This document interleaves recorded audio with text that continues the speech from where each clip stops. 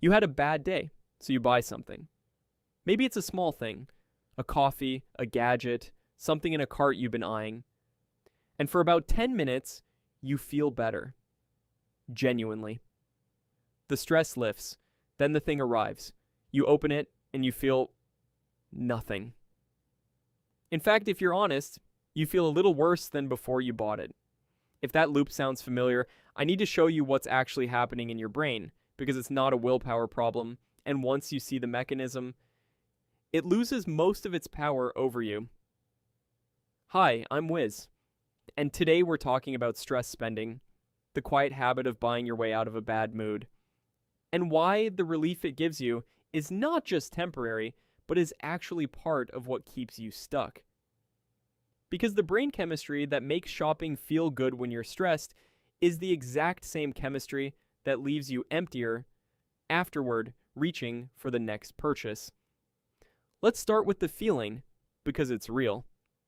Psychologists have studied retail therapy, and it's not a myth.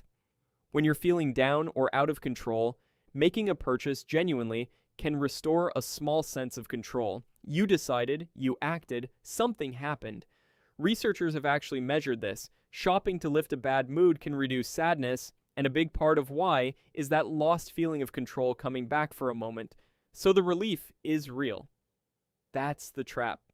If it did nothing, you'd stop doing it. It works just well enough to keep you coming back. But here's the part nobody tells you. The good feeling you get from buying something isn't coming from the thing.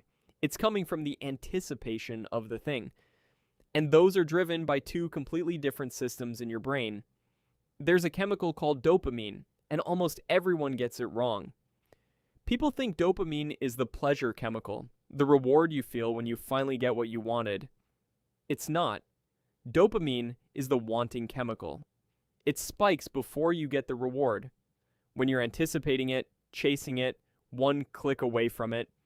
Neuroscientists sometimes split it into wanting versus liking, and they're run by different circuits.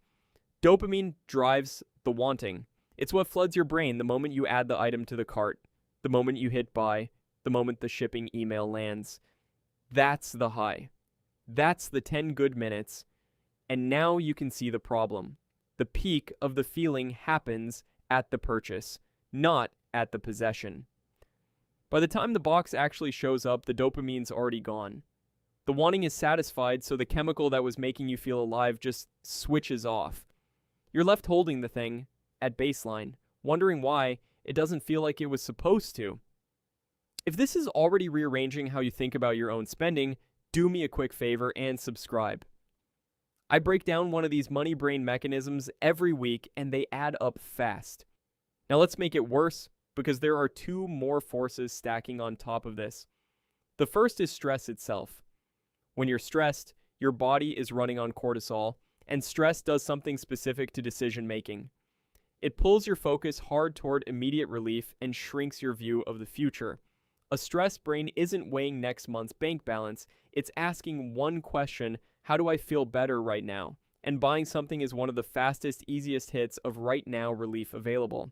So stress doesn't just make you sad, it actively tilts the whole machine toward the impulse purchase at the exact moment you can least afford it. The second force is adaptation. Your brain is built to get used to things fast. That new purchase that gave you a lift, within days, sometimes hours, it becomes normal. It fades into the background of your life and stops giving you anything. Psychologists call this hedonic adaptation, and it means the reward doesn't just end, the baseline resets. So to get that same lift again, you need a new purchase, a slightly bigger one, and the loop tightens. So watch the full loop run. You're stressed. Your brain screams for immediate relief. You buy something, dopamine spikes, you feel control and a rush. For a few minutes, life is good. The purchase arrives, dopamine's gone, and now you've got the thing. Plus, a smaller bank balance. That lighter balance is itself a new source of stress. Your brain adapts, the item goes flat, and you're back to the start. Except now, you're a little more broke and looking for the next hit. That's stress spending. It's not that you're weak or bad with money. It's a loop that's chemically designed to feel like the solution while quietly being the problem. So how do you break it? Not with more willpower in the moment. Willpower is the worst stocked thing you have when you're stressed. You break it by getting between the stress and the purchase. Put time in the gap. The dopamine spike of wanting fades on its own if you don't feed it. So when you feel the pull to buy something you didn't plan on, give it a rule. 24 hours in the cart before you're allowed to check out. Most of the time, when you come back, the wanting is just gone. You weren't buying the thing. You were buying the escape from a feeling, and the feeling passed. Second move, name the actual need. Stress spending is almost never about the object. It's about control, comfort, or relief. So when you catch yourself reaching for the buy button, ask one question. What am I actually trying to fix right now?